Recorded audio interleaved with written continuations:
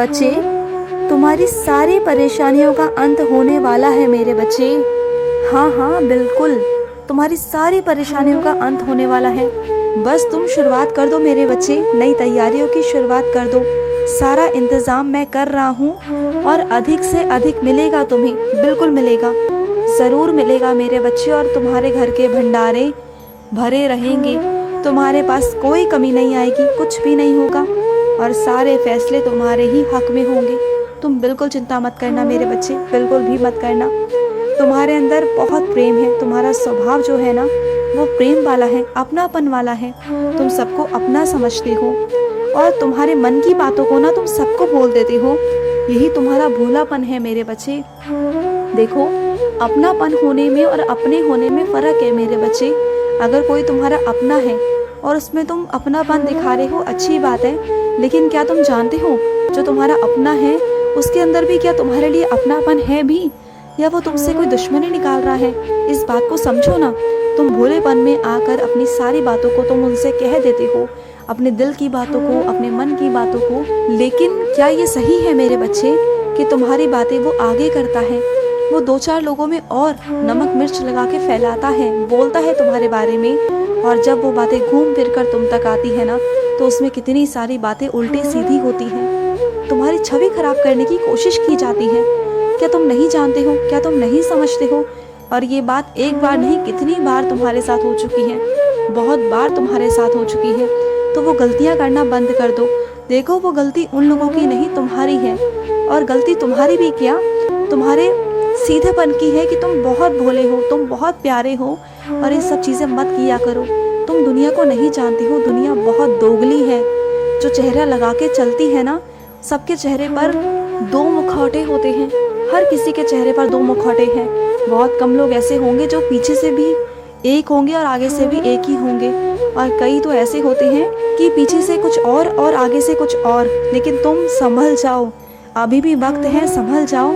अपना कौन है, पराया कौन है, कोई कैसा है, कोई कैसा नहीं है, सबकी चालें समझने लग जाओ और सामने वाले के हिसाब से बात किया करो।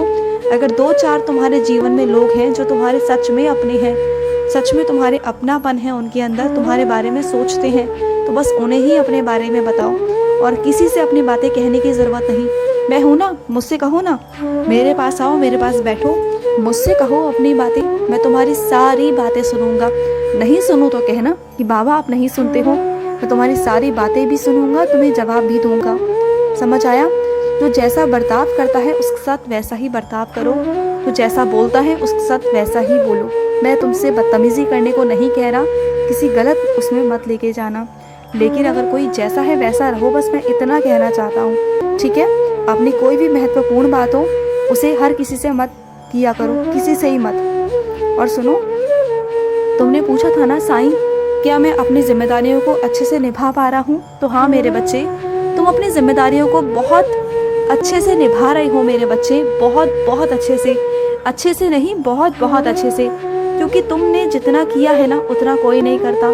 तुमने बहुत त्याग किया है अपने परिवार के लिए, और मैं ये मानता हूँ तुम्हारे परिवार में से आज भी कुछ लोग ऐसे हैं जो खुश नहीं हैं, तुम्हारे काम से वो खुश नहीं हैं और वो हो भी नहीं सकते। एक बात ध्यान से सुन लो, हर कोई तुम्हारे काम से खुश हो, हर कोई तुम्हारी बातों से खुश हो, हर कोई तुम्हारी बातों से संतुष्ट हो, ये ज़रूरी नहीं है। और इस दुनिया में तुम सबको खुश नहीं रख सकते। किसी को तुम्हारी बात अच्छी भी लग सकती है, किसी को बुरी भी लग सकती है। तो किसी भी बात को अपने ऊपर लेने की ज़रूरत नहीं, अपने मन पर चोट लगाने की ज़रूरत नहीं, ठेस पहुंचाने की अपने आप को बिल्कुल भी ज़रूरत नहीं है, तुम्हें बिल्कुल आवश्यकता नहीं है। क्योंकि हर किसी के सामने तुम अच्छा नहीं कर सकते, हर किसी के लिए तुम अच्छा नहीं बन सकते हो। तुम अपनी जिम्मेदारियों को निभा रहे हो, अपने कर्तव्यों को निभा रहे हो और बहुत अच्छे से निभा रहे हो। ये मैं देख रहा हूँ, मैं देखता हूँ तुम्हें, दिन रात एक करते हो तुम अपने पूरे परिवार के लिए। तो मन में कोई भी शंका मत लाओ कि तुम अच्छे हो या बुरे हो, तुम बहुत बहुत अच्छे हो। समझ आया? और सुनो, अगर तुम कुछ सीखना चाहते हो तो सीखना शुरू कर दो मेरे बच्चे, क्योंकि आगे चलकर मैं तुम्हें और भी जिम्मेदारियां देने वाला हूँ, बहुत सारी जिम्मेदारियां, बहुत सारे काम जो तुम्हारे ऊपर आएंगे और जो तुम्हें बहुत बहुत अच्छे से करने होंगे। तो अभी तुम्हारे पास थोड़ा सा खाली समय है, थोड़ा तुम्हारे पास काम कम है, तो तुम वो अपना शौक पूरा कर सकते हो जो तुम सोच रहे हो, जो तुम चाह रहे हो सीखना करना, उसे करना शुरू कर दो। आगे में मत टालो, क्योंकि आगे चलकर किसने क्या देखा है तुम नहीं जानते हो। और मैं तुम्हें पहले से ही बता रहा हूँ कि मैं तुम पर और भी सारी जिम्मेदारियाँ देने वाला हूँ। समझ आया तुम्हें? और भी जिम्मेदारियाँ तुम्हें देने वाला हूँ। और सुनो, तुमने मुझसे कहा था कि बाबा आज इस रंग के वस्त्र पहनकर आना, तो लो आ गया तुम्हारे सामने उसी रंग के वस्त्र पहनकर, जिस रंग के वस्त्र तुमने मुझसे कहे थे। तुम मुझसे कहो और मैं तुम्हारी बात टाल दूं? ऐसा कभी हो सकता है भला? बिल्कुल नहीं। मैं तुम्हें नाराज नहीं कर सकता। तुम्हें क्या, मैं अपने किसी बच्चे को नाराज नहीं करता, कभी नहीं करता, क्योंकि मेरा बच्चा मुझे बहुत प्यारा है। मेरा बच्चा मुझे बहुत बहुत प्यारा है। जो बच्चा मुझसे प्यार करता है ना, उसके लिए मैं किसी भी हद तक जा सकता हूँ, क्योंकि मैं अपने बच्चों से बहुत बहुत प्यार करता हूँ। और तुम्हें क्या लगता है कि शीढ़ी मैं तुम्हें अभी बुला नहीं रहा? ऐसा कुछ नहीं है। इसलिए नहीं बुला रहा क्योंकि शीढ़ी से खुद चलकर मैं तुम्हारे पास रोज आता हूँ मेरे बच्चे।